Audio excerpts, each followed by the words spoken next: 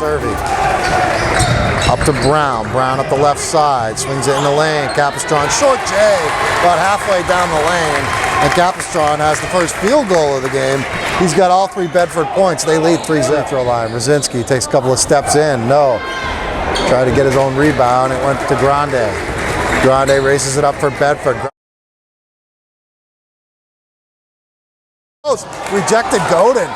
Rizzo came down with the loose ball. Brought it up on the dribble.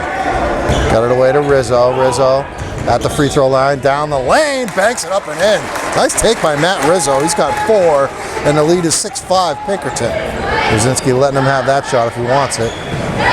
Stanton in the game, the 6'6" junior for Bedford. Offensive rebound. And just like that, Sam Stanton's got a couple of points. And the lead is 7-6 Bedford. Sweeps it up top, Rosinski. Rosinski throws it right corner, Rizzo. Rizzo underneath Olsen, nice catch, goes up. Blocked from behind, Gendron. Olsen got it back, and then he threw the pass away. Gendron came away with it. Here comes Bedford, Grande, spins. Got it to Mokas, free throw line, jumper, soft touch for the big man. Mokas has 4 points off the bench. And Bedford now has a 3-point lead, 9-6. Back to Mokas, left side, 20 seconds. Gendron has it, straightaway 3, wide open, he knocks it down. He said, why not? No one's gonna guard me. 12-8, final 12 seconds. Pinkerton needs to hurry. Now Coach Rosinski is telling his son, Luke, get it moving. 7 seconds at half court. Gets the pass ahead, Rizzo for 3, and he knocks it down. At the buzzer. Stanton with it. Stanton swings it. Colby Gendron now. Ryan Brown, left corner. Underneath, all along Stanton. And beautiful pass by Brown. Easy bucket for Stanton. He's got 4 off the bench. It's 14-11 Bedford. It's 14-13. Bedford up 1. Gendron straight away 3. And he knocks another one down. That might have been a step or 2 deeper than the one he hit in the first quarter. Comes down with it. Drew Green in the game now. His pass picked off by Grande. Grande. Banker! Nice hang in the air by Taylor Grande to get free from the defense. And he puts Bedford back on top by 2, 19-17. Strong take, can't finish. Rebound tapped out, offensively saved to Burke. Drive, gets the roll. Brown was there trying to take a charge, but no call. And the basket for Burke is his first 2 of the game. We're tied at 19. Mokas with it. Under 2 minutes left to go first half. Stanton gets it away to O'Rourke. O'Rourke to Brown. Brown underneath Stanton. Stanton puts it on the floor once, flips it up and in, and the foul. Pass left side, Ryan Brown. Brown back to Grande. We got Capistron on the free throw line. Here's Brown for 3, and he rocks it home. So 3-pointers to start the second half. 1 by Meserve, 1 by Brown. Here's another 3-ball by Meserve off the steal. And just like that, Bedford's hit 3 3-pointers, and they get a 10-point lead, 32-22. High post right side. Rosinski in the lane. Swings a pass. Morris is 3. It's good. Brennan Morris stepping up and hitting a big 3. Breaks the scoreless drought that lasted halfway and then some into the third quarter. 32-25. Answering at the other end, it's Capistron for 3. Brown missed the 3, but Mokas traps down the offensive board. Mokas pass across the lane to Grande. Saves it behind his back, flips it to Ryan Brown. Grande's putting on a show here as far as ball handling skills go. Stanton back in, Mokas sits. Trying to keep those big bodies fresh to contend.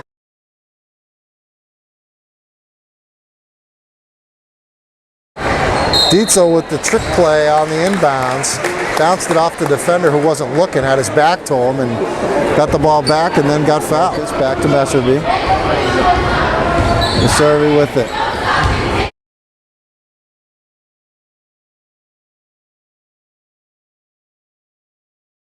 Mokas with the finish. What a feed by Brown. That's his second spectacular pass. And Bedford's got an 11-point lead, 37-26. Rosinski high post. Rosinski right corner. Dietzel for 3. He knocks it down. Jeremy Dietzel gets it to single digits, 43 34 with 4:15 to play. Oh, he hit it.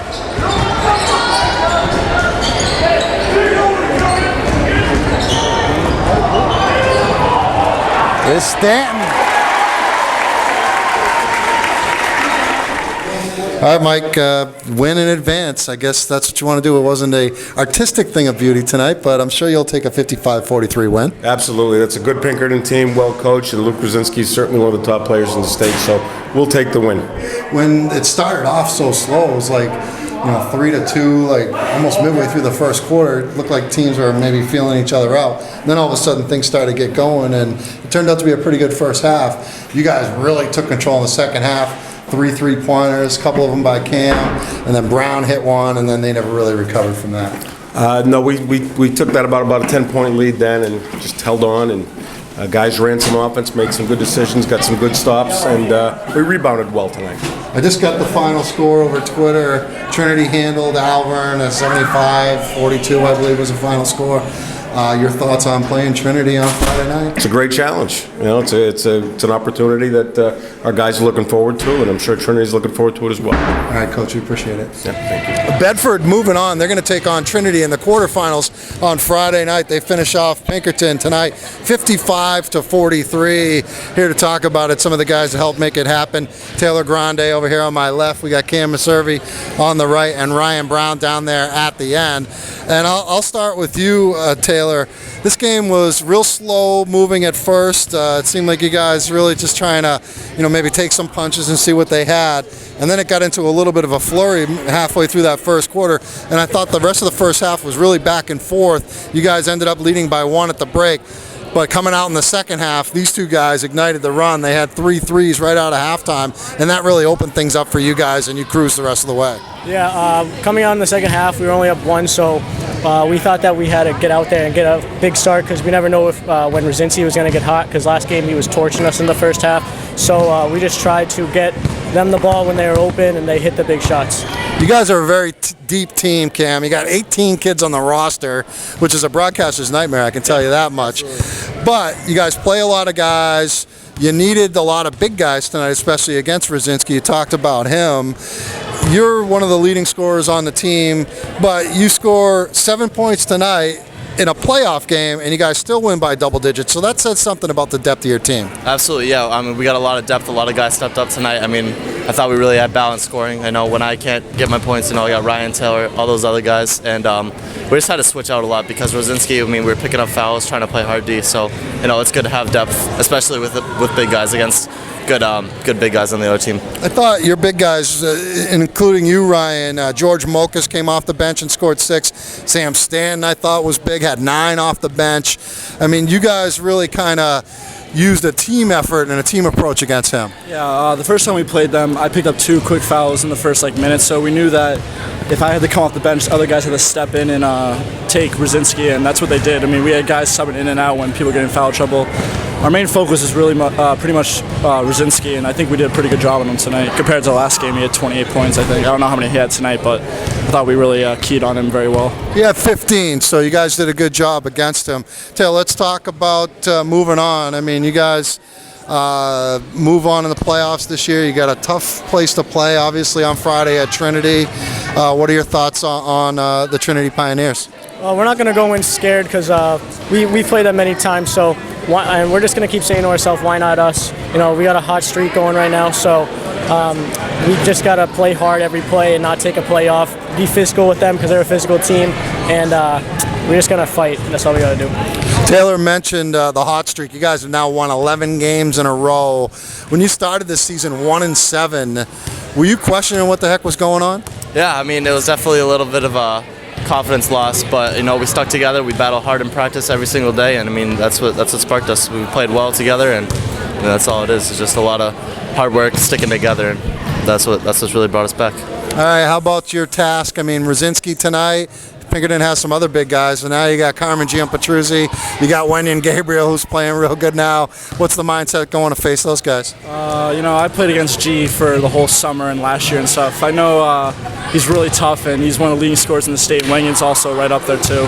So we really got to buckle down and kind of do the same thing as we did tonight, but also key on the shooters that they have because they can spread it out too. So as long as we don't quit, I think we have a really good chance. All right, that's Ryan Brown, Cam Maservi, Taylor Grandy, Bedford moving on, taking on Trinity. Friday night, your final 55-43 in our Beals Insurance Game of the Week. My namesake, Pete Rosinski here, head coach of the Pinkerton Astros. His team knocked out of the playoffs tonight on the road at Bedford. The number 10 seed goes down 55-43. Coach, it was a real tight game in the first half.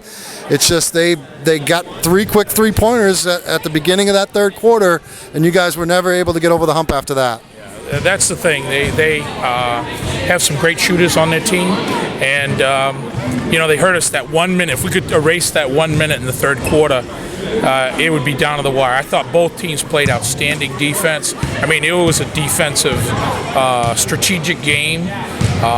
Fitzy's a great coach. He's done a great job with those kids, and we just couldn't.